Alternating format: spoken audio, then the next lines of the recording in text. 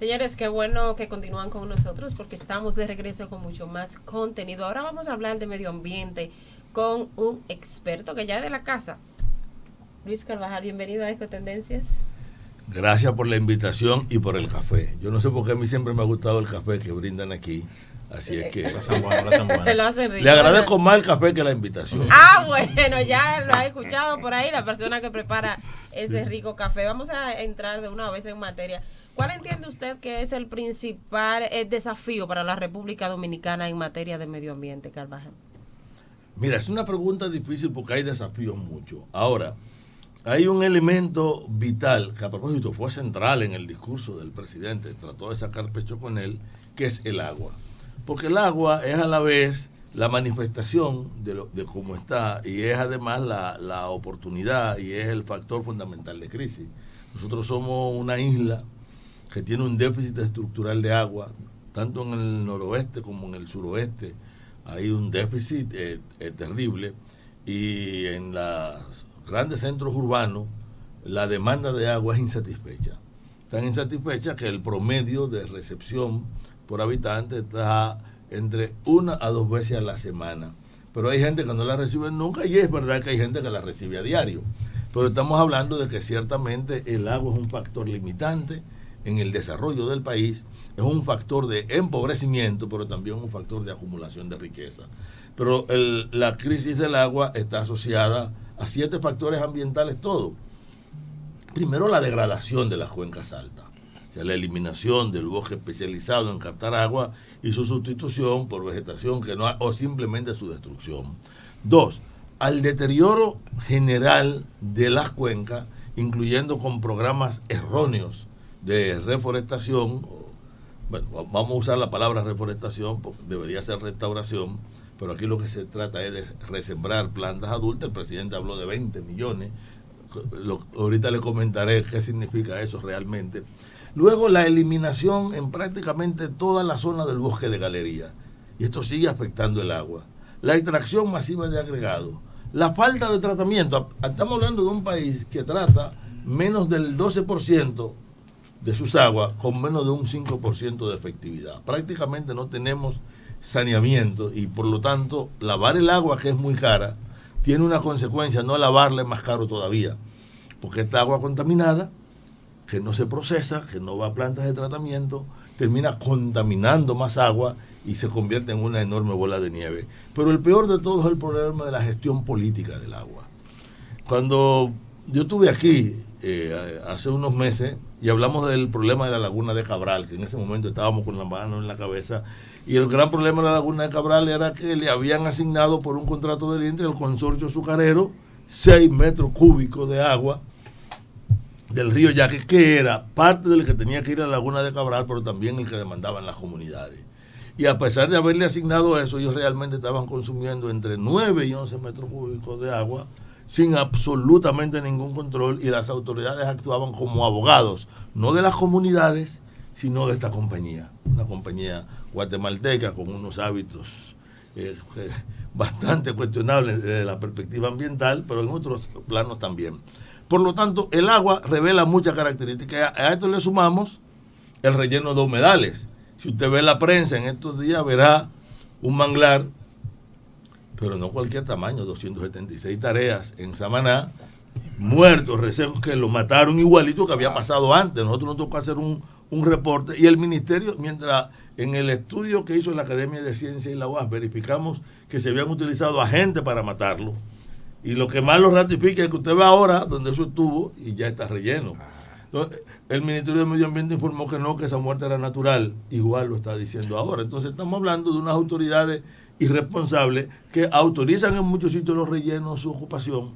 Por lo tanto, el agua es a su vez síntoma, pero profesor, podemos decir enfermedad, causa y consecuencia de, o sea, en el agua lo tenemos todo. Podemos decir que este ha sido la gestión de gobierno que más ha afectado al medio ambiente. Mira, los diversos gobiernos compiten en cuál lo hace peor. Todos tienen en común que sacan pecho, hacen mucho bulto, sobre todo en las presentaciones que hacen en el Congreso. Es muy difícil superar el récord de Ángel Esteves, eso no lo va a romper nadie. Si el récord, bueno, si alguien lo logra romper, hay que cerrar este país.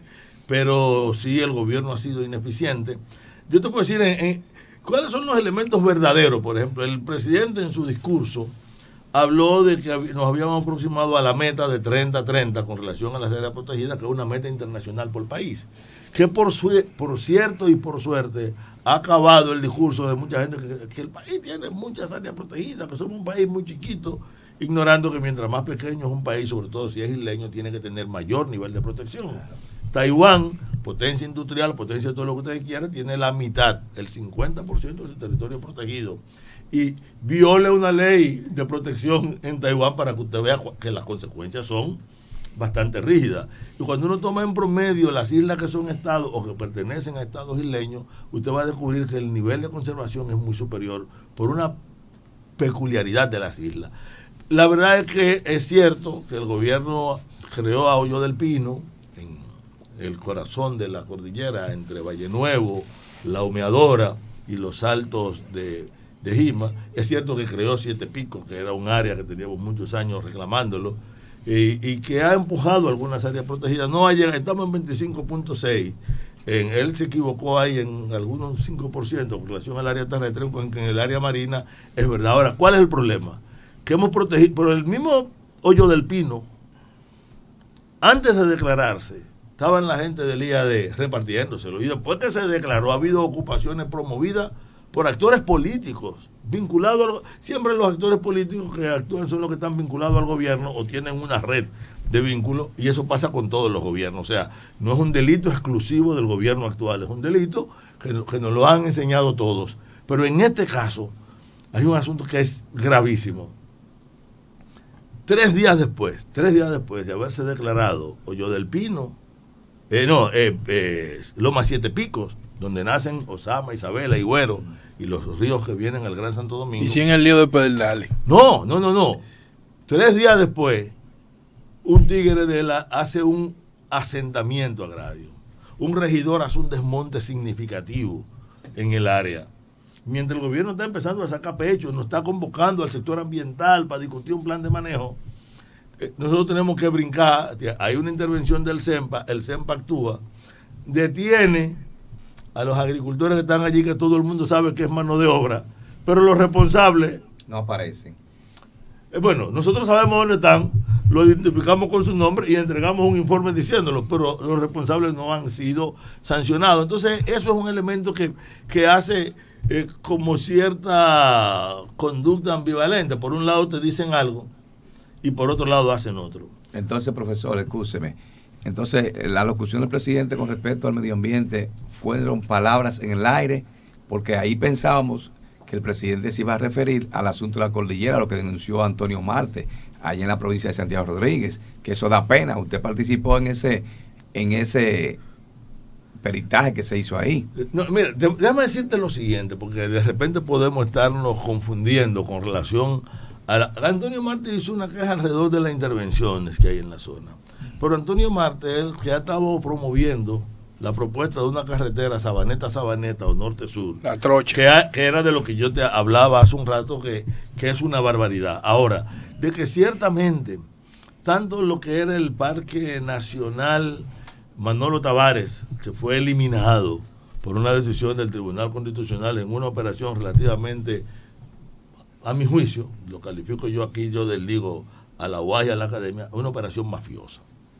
Eso, a mí no hay quien me convenza de pero la ley, la ley protege los parques nacionales, no, que son inviolables, dice. No, porque lo que hizo el Tribunal Constitucional fue atacar la decisión jurídica que lo crea.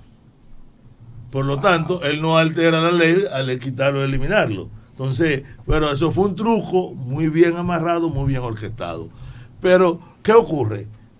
Que estos parques, bueno, para irte, lo de la denuncia de Antonio Marte es peor que lo que él dice, para dejarlo. Y ahora, volvamos sobre los parques. ¿Qué ocurre? Que los parques están bajo una permanente presión. Recientemente hemos asistido a una nueva decisión del Tribunal Superior Administrativo, dándole ganancia de causa a gente que están haciendo un reclamo con unos papeles espurios que no podían tener validez bajo absolutamente ninguna circunstancia. Pero si hubieran sido válidos, tampoco podían ordenar reducir un área, porque eso tiene totalmente otro mecanismo, en un elemento que se repite, porque es verdad que yo soy de esta casa, porque yo he venido varias veces. Aquí discutimos el asunto del Parque del Este o Cotubanamá, cuando se dio el Tribunal Superior Administrativo, el mismo tribunal le dio ganancia a una gente que estaba reclamando terreno en el área protegida digamos, al este de Valladolid, toda esa zona, y ya había un empresario español que tenía proyectos y títulos, y eso lo logramos derrotar en los tribunales. Pero el año pasado estuvimos peleando el hecho de que a una sola persona el Tribunal Superior Administrativo le reconoció títulos por 700 kilómetros cuadrados del Parque Nacional Sierra de Bauruco. Y eso, a Dante Castillo. Y ese caso también tuvimos que derrotarlo. Y cuando analizamos, encontramos varios casos que tienen lo mismo en común, unos títulos medio raros, unos topógrafos, que son los mismos en todos los casos. ¿Estamos de acuerdo? El mismo en todos los casos. Y un grupo de abogados que son más o menos los mismos en todos los casos, con una ligera variante, operando en una mafia que ha sido constante en ir sobre terreno del Estado, en áreas protegidas, que alguien le emita un título. Por ejemplo, el título que estaba contraponiendo los Gadala María, ahora en el caso del Parque de Jaragua, fue emitido en el 18. Óyeme bien, desde el año 83 era imposible ahí emitir un título. Pero además ellos no tenían propiedad de eso porque habían decisiones. Primero, del Consejo de Estado. Si eso no hubiera sido suficiente, las leyes agrarias. Pero si eso no era suficiente, antes había habido el acto de incautación por estar vinculado a ser bienes realmente vinculados a la familia Trujillo. Y aunque ellos obtuvieron una especie de ganancia de causa en un tribunal porque el Estado no apeló, el Tribunal Constitucional ratificó que eso era del Estado. Y cuando fueron al Tribunal Superior de Tierra, y se ratificó que yo no. Y sin embargo, alguien le emitió un título. Y ese título lo ponen al Estado. Y nosotros nos enteramos cuando ellos están reclamándole al Estado sobre eso, porque el ministerio debió haber informado el mismo día. Ese juicio, miren, ellos llevan los papeles el día 5 de octubre. No, el día 12 de octubre. Lo sé por la fecha, que es además una fecha, el día 12 de octubre. El 28 de noviembre completan un expediente, y es cuando oficialmente el expediente está depositado. 10:33 de la mañana. Yo tengo la copia del asunto de recibido. 10:33 de la mañana. Y es 2 semanas después que va a haber el primer juicio. Se pospone. El día 13 se pospone, se conoce el día 20, y en 2 horas y pico ese tribunal termina fallando, eliminando la ley de área protegida, comiéndose la Constitución, validando títulos que son irregulares, diciendo el propio tribunal que un informe de un privado era un informe. Hablamos de un entramado. Por eso la coalición le hace una visita a la magistrada Jenny Berenice y depositamos un reclamo para que se investiguen todos estos títulos, pero además no solamente para que se investigue, que no es posible que un tribunal te diga que un título es espurio y el tipo no lo sometan, y peor aún, que ese tipo que se apareció con un título espurio en un sitio vuelva con otro en otro lugar y tenga la cachaza de ir a los medios de comunicación a defender la pero tierra. Está claro que hay un entramado, y ese entramado es imposible que opere sin apoyo político, sin apoyo de sectores de poder, sin apoyo en el propio sector judicial.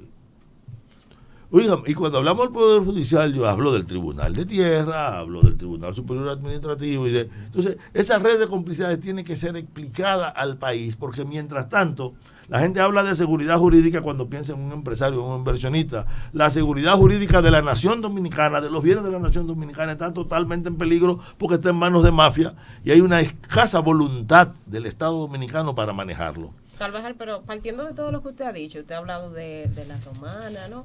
Ha hablado de diferentes casos y ha hablado de los casos que están en los tribunales. Las autoridades dominicanas, en sentido general, la clase política, incluyendo los tribunales que deberían estar para favorecernos, para la parte legal, ¿priorizan los recursos económicos por encima de los recursos naturales del país? No, priorizan sus intereses por encima de los recursos económicos, de los recursos naturales, de los derechos sociales y de las leyes. ¿Qué es lo que ha ocurrido? Que las decisiones de gestión en materia de medio ambiente, al igual que en prácticamente las demás áreas, yo no me voy a meter en las demás, ustedes me imagino que viven hablando de salud, de economía, pero en medio ambiente, ¿qué priorizan? Los intereses. Y estos intereses corporizados están vinculados a grupos de poder históricos. Y están articulados o se articulan siempre al que gana. Miren, hay una serie, por ejemplo, esta misma mafia, que tiene que ver con el robo de terreno. En un momento dado era una mafia de los balagristas, después era de Leonel en el poder, después era de Danilo, ahora fue de Hipólito, ahora es la mafia del PRM, porque ellos no tienen partido y los partidos no tienen ética a la hora de incorporar a estos individuos que tienen las agallas y a veces se alían. Todavía en la ocupación decía, porque hablamos de área natural y el presidente tuvo la cachaza de decir que nosotros en este momento teníamos una verdadera política de conservación de nuestras áreas protegidas. Y yo te puedo si yo empiezo a nombrarla toda, no vamos a terminar el programa. ¿Estamos de acuerdo? Son 133 y casi todas tienen problemas del mismo tipo. Pero si cogemos Sierra de Bauruco, todavía ahí siguen los aguacates. Y los aguacates son... Y ahí había una mafia de un ex senador del PLD, de un ex senador del PRD, PRM, de gente vinculada a policía, están articulados. En Valle Nuevo, a los Guzmanes, José Delio Guzmán lamentablemente murió, pero a los Guzmanes se le ha pagado 3 veces el mismo sitio que siguen ocupando. Wow. Y siguen reclamándolo. Y se le ha pagado 3 veces, cuando ellos eran los que le debían al país por esa ocupación y por lo que ellos han estado haciendo. Entonces, si tú te vas al Parque Nacional Montecristi, el delincuente ambiental del Parque Nacional Montecristi es el Estado Dominicano. Los permisos que se dieron en zonas de amortiguamiento, que dio Federico Franco, viceministro de Áreas Protegidas, todos se hicieron en violación de la ley. No está sometido todavía. Entonces, está claro que el problema serio no es que ellos priorizan. El problema es que su prioridad es el interés personal. Pero aún así, si partimos de las prioridades expresas, por ejemplo, en el discurso del presidente, mire, el discurso del presidente de la perspectiva ambiental, si hubiera sido verdad, era un excelente discurso. Lo que pasa es que... Le quedó letra muerta. Entonces te me da la razón cuando yo dije que la palabra presidente en el discurso con relación a medio ambiente se la llevó el aire. No, yo no te doy la razón. Es porque usted acaba de decir, profesor. No. Si hubiese sido verdad, te dijo ahora mismo, profesor. No te doy la razón por lo siguiente. Dígame, porque algunas cosas... Porque el aire no se la llevó. Entonces, nosotros hemos tomado esa palabra y lo hemos analizado a detalle. Okay. Por ejemplo, el presidente habla de la política de agua y dice que su prioridad es el agua. Tiene una ley ahí 20 años en el Congreso, ¿por qué no la impulsan? También. Espérate, que vamos a hacer un programa especial para hablar de esa ley, que esa ley tiene una cantidad enorme de trampas que la sociedad dominicana tiene que conocer. Pero antes de eso, vamos a hablar de el agua. La prioridad es el agua y dice que sin agua no hay turismo, no hay agricultura, no hay que sé yo qué, no hay, y dijo la seguridad estratégica de la nación dominicana está en el agua, por eso nuestra política de agua. Pero ocurre que es el gobierno que está tratando de empujar, convertir la zona productora de agua de la vertiente sur de la cordillera, de distrito agrícola, agropecuario, a distrito minero, colocándote a Unigol, en este caso a Gold Quest, arriba de la presa de Sabaneta, comprometiendo todo eso. Es el mismo estado que estaba empujando a Unigol en restauración. Entonces, es el que está promoviendo de repente una serie de compañías mineras en la cordillera septentrional. Y cuando tú ves eso, tú dices, oye, pero una cosa es que tú me digas que esto es tu prioridad y lo otro es que tus decisiones de gestión política del territorio no se correspondan con ello. Pero si fuera así, toda la gestión del curso del Yaque del Sur no tuviera los conflictos que tiene. Los conflictos del Yaque del Sur son conflictos de asignación en función de intereses muy concretos y muy específicos, y donde aparece cualquier caciquito y tiene control de volúmenes de agua en una zona donde la crisis hídrica obliga a establecer esas prioridades. Por lo tanto, no, la palabra lamentablemente no se la llevó el viento. Se han quedado girando en espiral en la cabeza de todos nosotros que quisiéramos que fueran ciertos. Mira, el gobierno anunció que sembró 20 millones de plantas.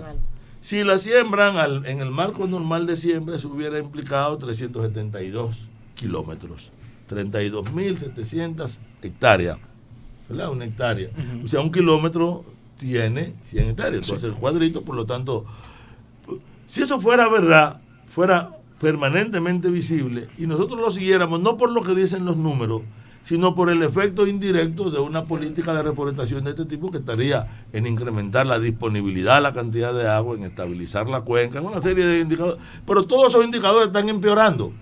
Los ríos se están secando, sí, o están secos. Sí, pero mira, la suerte, y si ustedes saben rezar, recen, la suerte es que eso que él dijo no es verdad. Como no era verdad cuando lo decían otros presidentes, porque todos sembramos qué sé yo cuántos millones. Sí, pero explíquese cómo que es la suerte, porque ahora sí se entiende, ¿verdad? Que favorece al país la siembra. No. Permítame explicarle algo para los oyentes, antes de darte la respuesta. Lo último que crece en un bosque es el árbol. Los biólogos, yo lo que soy es biólogo, hablamos de lógica de sucesión, que es en el orden en el que después que tú perturbas un sitio, quién viene primero, quién después, hasta que eso se estabiliza. Cuando tú tienes un área que ha sido perturbada, degradada, y tú empiezas a restaurarla con los árboles, tus posibilidades de éxito están limitados de entrada. Y están limitados de entrada por dos razones. Primero, porque tú estás empezando en la sucesión al revés. Pero hay una mucho más grave. La vegetación que termina estableciéndose, si tú lo que estás es restaurando el ecosistema, la que termina estableciéndose tiene una composición, una diversidad, una heterogeneidad, que no es la que tú logras cuando siembras mucha mata como si fueran guardia en fila. Muy bien si tú tienes un proyecto forestal. O sea, tú estás haciendo una siembra forestal. Si tú la siembras, vas a sembrar con derecho a corte, porque no hay de otra. Pero eso no es restauración ambiental, es una siembra económica igual. Si tú siembras cebolla, tienes derecho a cosechar cebolla. Tú sembraste árbol, la diferencia es el tiempo. Eso no es recuperación de cuenca. Tú recuperas una cuenca cuando tú primero estabilizas la erosión y segundo garantizas la recomposición de una flora que desempeña una función a partir de esa composición. Entonces nosotros hemos hecho mucho más daño sembrando que tumbando. Por ejemplo, la cantidad de Cassia Magnum, pero no este gobierno simplemente ha seguido.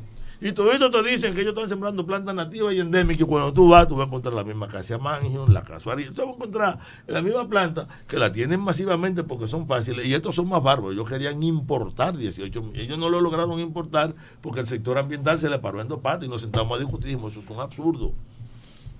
18 millones de qué querían. De semillas para reforestar. El primer error era traerla de otro sitio, pero sin entrar en los detalles técnicos de esto, veamos por qué lo que dijo el presidente sobre política forestal es absurdo. Lo primero es que nosotros, la coalición, nos hemos sentado con él varias veces a discutir. Y personalmente discutimos el por qué le pedimos, señor presidente, cuando usted hable, no hable de reforestación, hable de restauración. Vamos a sembrar la cultura para que la gente entienda que no es simplemente sembrar árboles, que a veces no hay ni siquiera que sembrar nada, que es mucho más barato. Lo que pasa es que a los políticos lo que es barato no les gusta, a ninguno. Entonces, en sentido real,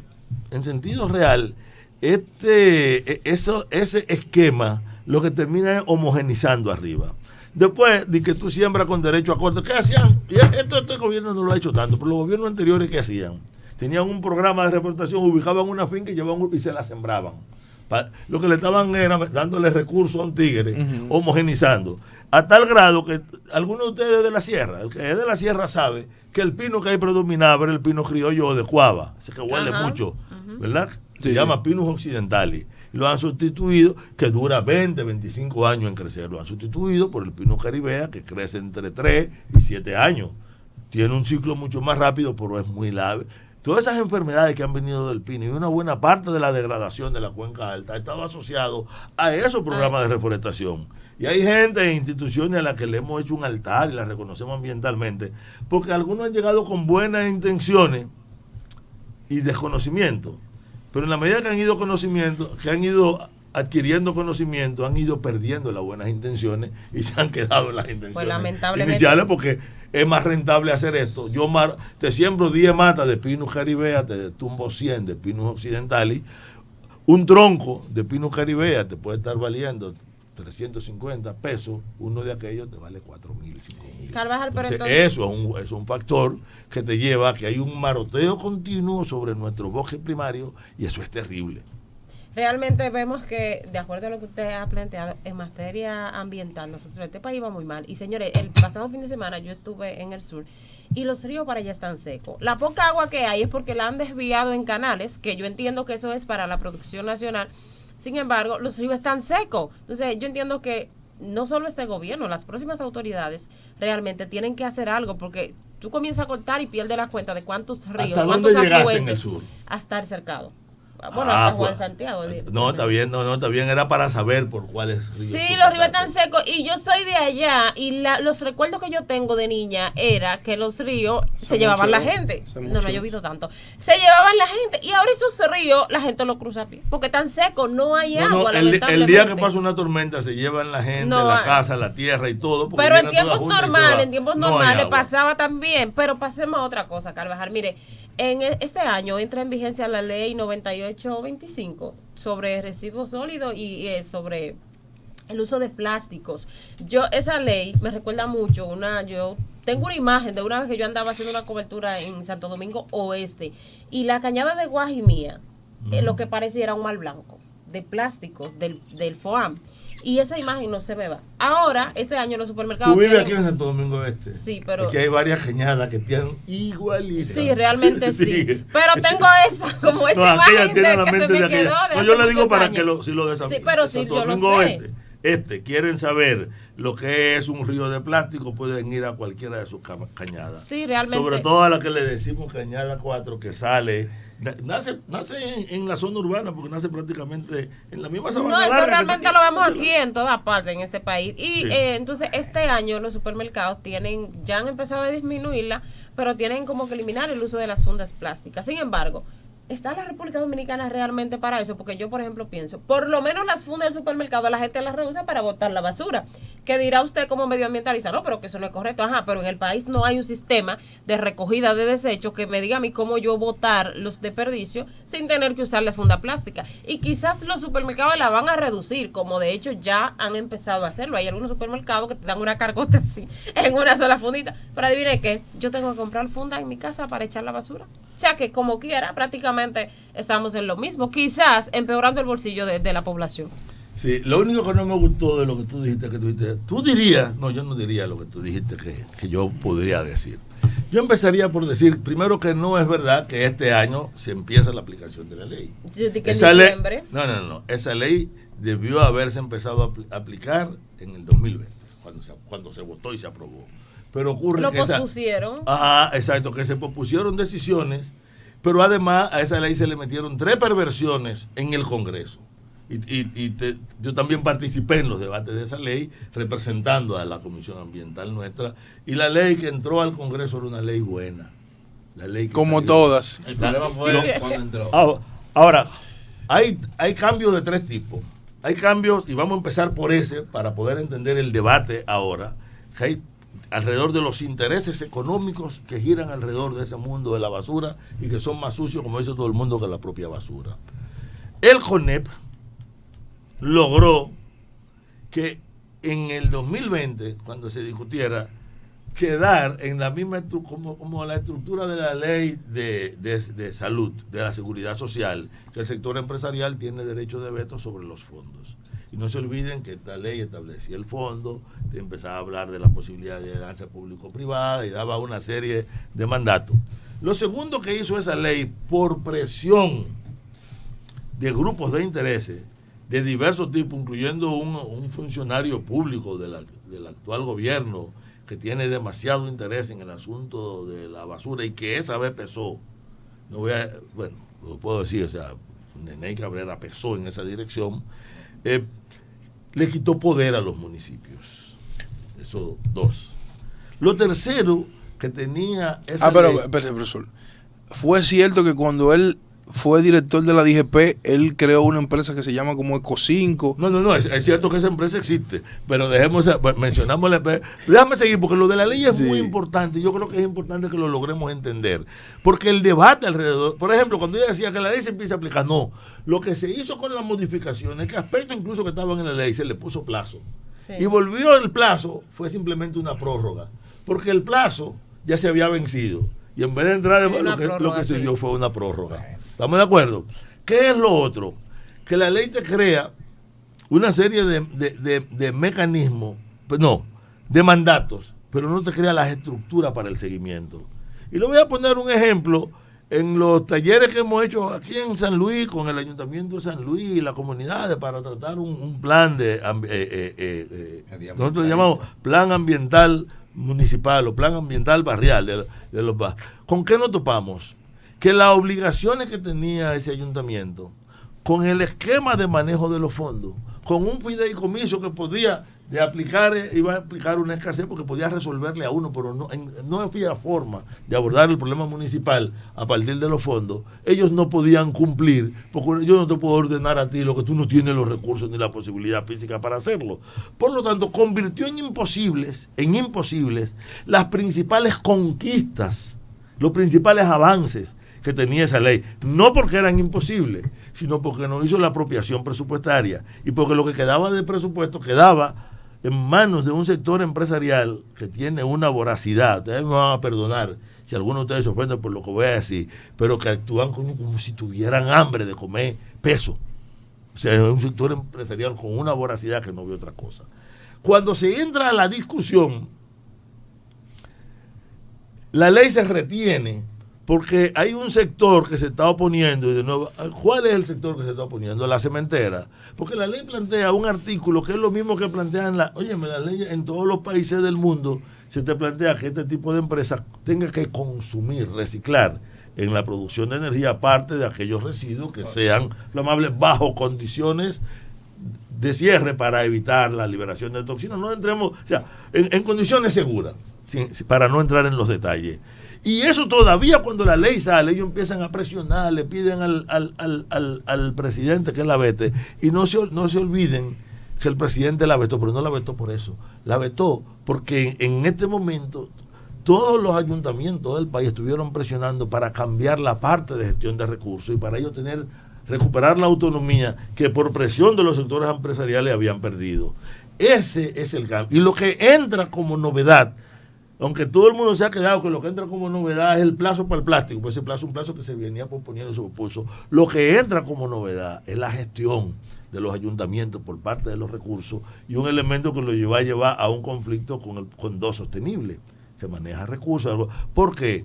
Porque en la cabeza ejecutiva de DOS Sostenible tienen que estar los mecanismos de decisión municipal del Estado Dominicano. Entonces, estamos hablando de que de repente una ley, si tú no le quitas recursos, pero además no le pones dientes, la primera vez no tenía dientes, y ahora tiene dientes, y tiene dos grandes oposiciones. Si tú te revisas lo que dicen los empresarios, diciendo, va a empobrecer, ¿por qué? Porque ella está planteando que aquella gente que ganen por encima de 25 millones tengan que pagar 10 mil pesos. Los que ganan por encima de 200 millones tienen que pagar 100 mil. Si usted calcula lo que ellos se comen, te toman una botella de vino. Porque hay un asunto. Si tú generas la basura, alguien tiene que deponerla y alguien tiene que pagarla. Sí. Y si no la pagas tú, eso es lo que se llama responsabilidad extendida. Y a esa responsabilidad extendida los sectores empresariales se han opuesto. Eso es lo que va a entrar en vigencia. Pero hay algunos empresarios que se han opuesto también porque según han explicado, como que una oficina, por ejemplo, de abogados, que lo más que consume es papel, hoja, tiene que pagar lo mismo que quizá produce una industria en plástico que produce en grandes toneladas. Esa ha sido una queja también. Sí, te voy a explicar. Si tú lo analizas simplemente, porque los tres argumentos empresariales. Óyeme, si tú vas a penalizarme por las ganancias, tú puedes estar penalizando la eficiencia. ¿Eso es verdad? Eso es verdad. 2, si tú me vas a penalizar por las ganancias, pero no es verdad, lo de la oficina, el ejemplo de la oficina del abogado no viene porque tiene que ver con el tipo de actividad, el tipo de residuo y la ganancia a partir de esa actividad. Y la ley es muy específica en eso. Cuando eso se dice hacia afuera, es un argumento para debilitar, porque yo lo oigo y digo, oye, eso parece irracional. ¿Dónde está la lógica? La lógica está en un asunto que quizás los ambientalistas entendemos mejor. El dinero, en un peso, tú tienes la capacidad de comerte, bueno, con 10 pesos, para ponerle, de comerte un guineo, ¿de acuerdo? De comprar una botellita de agua. Ese peso representa un bien real. Pero cualquier bien real representó en un momento dado o una presión sobre la naturaleza, o un trabajo, o ambas penas a la vez, o ambos juntos. Consecuentemente, cuando tú estás ganando grandes cantidades de dinero, ese dinero lo que está representando es grandes presiones sobre la naturaleza, y por lo tanto uno de los componentes de esa presión y a eso es el principio fundamental de la tributación en todos los sistemas. Entonces, ¿qué tú has hecho? Tú has especializado una tributación para desperdicio poniendo algunos elementos. Esa es la verdadera discusión, y te lo estoy diciendo porque es un elemento que está discutiéndose en los tribunales ahora, y la lógica, o sea, el sentido lógico que eso tiene va alrededor de lo que significa o sea, si tú tienes $1,000,000 de pesos, tú puedes construir una casa, puedes hacer un automóvil. Pero $1,000,000 como te representa $1,000,000 de bienes, es un pasivo contra la naturaleza, contra el trabajo, o sea, tú lo vas a oponer para obtener aquello. Bueno, yo... ¿sí? O sea, tú no le cobras más dinero al que gana menos. No, lógico. El que gana menos genera también, incluso puede generar más basura. Bueno, pudiera generar. Yo entiendo que debería ser por el tipo de desecho. Está el tipo de desecho. O sea, es que tú tienes una variable que te cruza. La ganancia como una forma de tú tocar un elemento que es válido y conceptual en cualquier sistema de tributación. 2, la naturaleza del residuo, porque yo no lo voy a cobrar igual al que genere FON o al que me genere un producto químico como uno que le tiraron una vez aquí a ustedes. Rocas. No, el roca es un residuo industrial de otro tipo, pero un químico que le tiraron una vez a ustedes aquí en Santo Domingo Este. Bueno, yo creo que vamos a tener que invitar a Carvajal a otro programa para continuar hablando de esta ley, la 9825, porque yo siento que hay como todavía mucha laguna con eso. La población realmente entiendo que tiene que educarse respecto a esa ley. Y eso hay 3 tipos de lagunas naturales, ¿verdad? Hay lagunas naturales, que son aquellas que ocurren por la depresión, la circulación de las aguas. Hay lagunas que tú las construyes para que sean un cuerpo de agua, y hay otras que producto de determinada lógica terminan construyéndose. No, esta yo no porque no se ha no en tu aplicado. caso, las lagunas que existen alrededor de la ley son construidas. ¿Por qué? Porque mientras existan esas lagunas yo puedo presionarlas, y más aún puedo no cumplirlas. Y manipularlas. Yo no me voy de aquí sin resolver lo de la funda. Miren, el plástico fue un avance enorme de la humanidad. O sea, el plástico tiene menos de 100 años que existen, los plásticos. Incluso la presencia masiva de plástico lo que tiene son 45, 50 años. Antes de eso no había plástico, o había muy poco. Ahora, ¿qué quiere decir eso? Que no hay un solo gen en ningún organismo vivo que haya conocido en su proceso evolutivo el plástico. Y ese es el gran problema del plástico, de no ser biodegradable, es que la vida no ha aprendido a romper. Son polímeros de alta energía, igualito que los almidones, pero con otra conformación. Todavía no ha aprendido. Consecuentemente, la acumulación de plástico no se degrada, o se degradará, no, se desmorona, que no es lo mismo que degradarse. Se pone más chiquitica. Te dicen a los 100 años no es que se degrada, a los 100 años se volvió partículas más pequeñas que son más peligrosas todavía. Consecuentemente, incluso, ¿qué va a pasar con el destino de los plásticos alrededor de los enormes volúmenes? Entonces hay que tomar decisiones urgentes. Yo particularmente estoy convencido que nosotros no podemos deshacernos totalmente del plástico. Es más sano envasar carne en plástico que en papel. Y el vidrio termina generando una presión, sobre todo nosotros que sabemos. ¿Sabes de qué se produce el vidrio aquí en República Dominicana? Ahí en Barahona en ese sur al que tú fuiste, en esa montaña donde está el Domingo Fuerte, están extrayendo un material silicoso que se trae en larga distancia. Es un material para la fábrica de vidrio. Eso tiene una presión ambiental terrible. Por lo tanto, hay que verlo en su conjunto. Que todo hace daño. Todo hace daño. Pero ¿qué es lo que debe hacer un gobierno? Estudiar una situación, tomar decisiones de carácter científico y acompañar. El gran problema de la funda no es que tomamos una ley, tenemos 5 años que la ley se aprobó, 6 años que esta ley se aprobó. Carajo, no ha habido una política de educación, una política del Estado Dominicano dirigido a garantizar esa transición, porque esa transición no se da con una orden. Es imposible hacerla con una orden. Sí, pero ustedes tienen que incluir a los políticos nuevos. Ustedes empiezan a darle charlas desde los organismos de medio ambiente, porque es que todos los políticos de todos los partidos vienen con un nivel de depredación capitalista salvaje con el medio ambiente, que si no se crean conciencia, por lo menos para lo de aquí a 20 años, vamos a seguir en este círculo vicioso que estamos. República Dominicana tiene desde hace muchos años un sistema tripartidista. Reformista, PRD, PLD, reformista, ¿cómo que se llama? Fuerza del Pueblo, PLD. Fuerza del Pueblo, PLD, no, mencioné reformista, PRM, etcétera, etcétera. Pero los partidos todos son como Dios. De acuerdo al catecismo, Dios es trino en persona, uno en esencia y nada en sustancia. Y así son nuestros partidos. Son la misma vaina todos. Señores, vamos a dejarlo aquí. Vamos a finalizar y agradecer al ambientalista Luis Carvajal, porque como dije, vamos a tener que hacer otro programa. Él es de esta casa y va a tener que seguir viniendo, porque es que es un hombre que tiene demasiado contenido y el tiempo apremia. No podemos aprovechar toda la información que él puede llevarle a ustedes y a nosotros aquí. Vamos a la próxima, vamos a coger un solo tema. El problema es que el maestro sabe mucho. Y nosotros queremos aprovechar también. Le preguntamos demasiadas cosas. Entonces, con un solo tema la próxima vez. Carvajal, muchísimas gracias. Gracias a ustedes. Yo vendré a beberme el café, fundamentalmente. Y a la entrevista también. Señores, no se vayan, que regresamos en breve con más contenido.